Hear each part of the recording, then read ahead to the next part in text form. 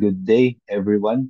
So for this video, I will try to illustrate experimental and theoretical probability, as well as let's see the difference between those two types of probability.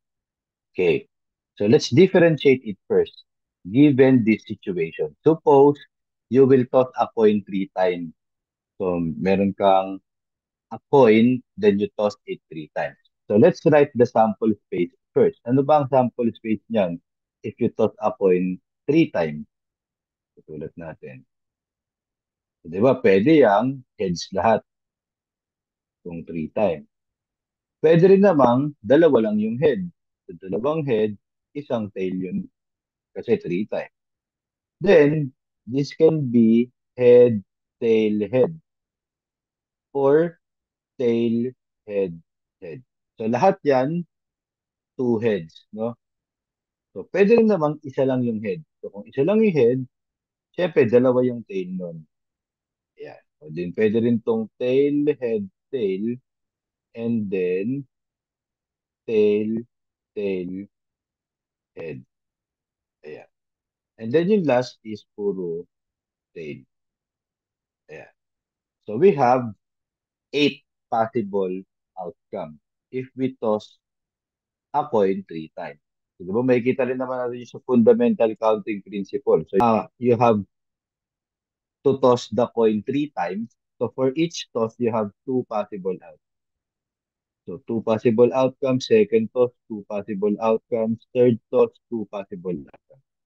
So two times two, this is 8. Okay? Now, ano yung mga possible outcomes? So, di ba, pwede siyang 3 heads.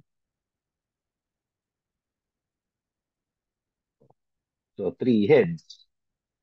Or, ito yun, di ba, yung 3 heads. Yan.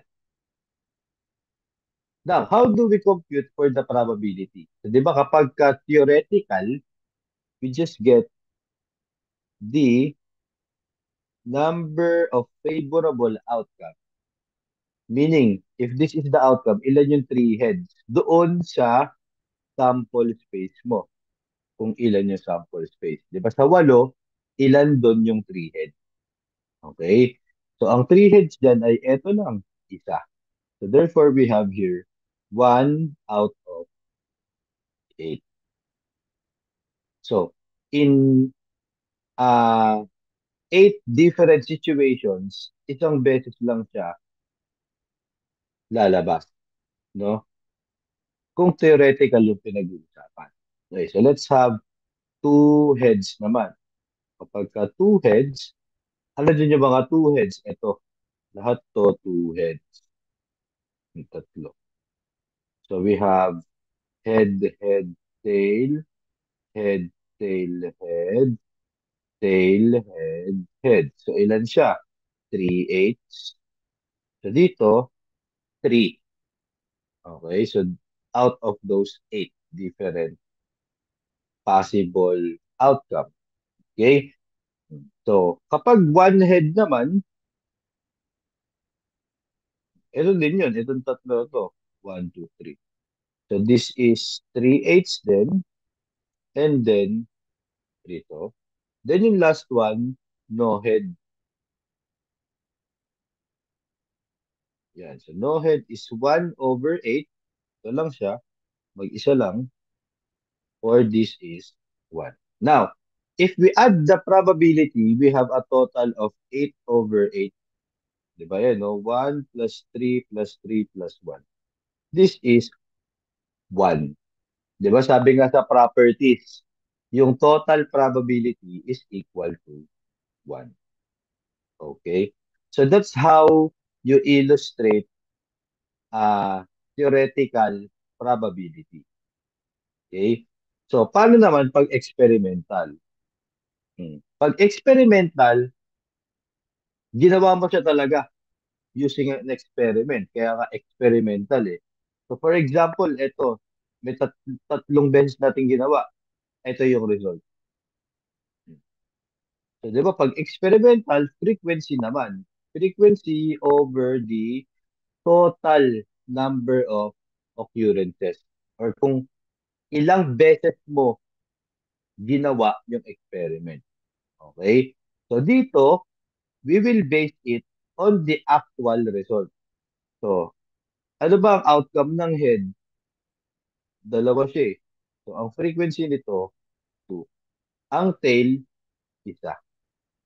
So, ano kayo ng probability? Eh di dahil dalawa yan, 2 out of 3. Kasi tatlong beses mo ginawa. Ang probability naman na tail ay 1 out of 3. Okay? So, ito naman yung mga ah talagang probability based on the trial. So, yun yung difference between theoretical and experimental. Okay, so if we try to compare it more, so let's say, you toss a coin pero 20 times na. So, sa experimental, ano nangyari? 7 out of 20 daw yung head, 13 out of 20 yung tail. Bakit hindi pantay? Kasi nga, experiment. O try nyo, mag-toss kayo ng coin talaga 20 times. Pantay ba yung magiging result nun? Di ba? Hindi. Kasi experimental siya, based on actual result siya. Pero sa theoretical, we assume na one half pa rin sila, parehas. Di ba? Kasi head or tail lang naman. Tag-isa lang sila doon. So this is 10 out of 20 kung 20 times mo gagawin. Hmm. So sa theoretical, ina-assume natin na or ine-expect natin na tag 10 sila kung gagawin mo siya 20 times. Pero in reality, hindi mo laging magagawa or hindi mo basta-basta magagawa na tig 10 over 20. Ayan, katulad dito, 7 over 20, 13 over 20. Lagi bang ganyan? Lagi bang 7 tsaka 13? Hindi. Pag inulit mo yung experiment, iba na naman. Okay, so again, experimental based on actual results. Yung theoretical, yan yung expectation natin. Okay? Ayan.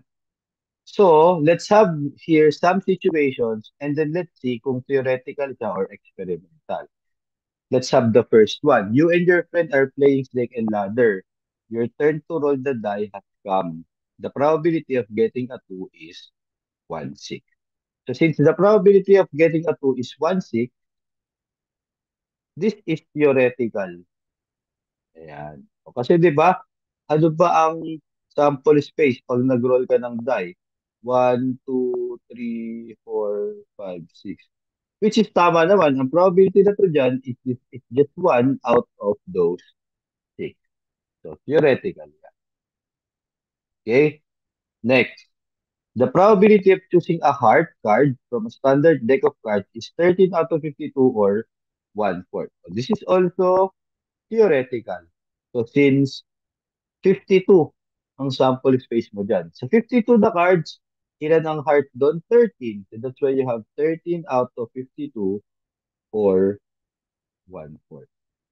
Next, given a spinner with 7 congruent sectors with the following colors: red, orange, yellow, green, blue, indigo, violet. Sa color ng rainbow. The probability that the arrow will land on the blue sector is 1 out of 7. This is also what?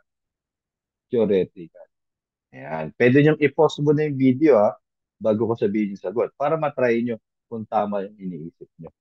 So this is theoretical simply because out of 7, isa lang dun yung blue. Next is, a bag contains 10 red, 8 blue, and 2 yellow marbles. You pick a marble 7 times, of which 4 are blue. The probability of getting blue marble is 4 out of 7. So this one is experimental naman. Why? If you look at the probability, 4 out of 7, naka-base to sa number of trial. Itong beses niya ginawa, apat doon talaga yung blue. Kaya naging 4 out of 7. No? Kapag ka naka-base sa actual na result or ginawa niya talaga no? That is experimental. Okay, last one. Two coins are tossed three times. Suppose both heads occurred once. The probability that both heads occurred is one third. Ito ay experimental pa din. Why? Two coins are tossed three times. Suppose both heads occurred one out of three times niya ginawa.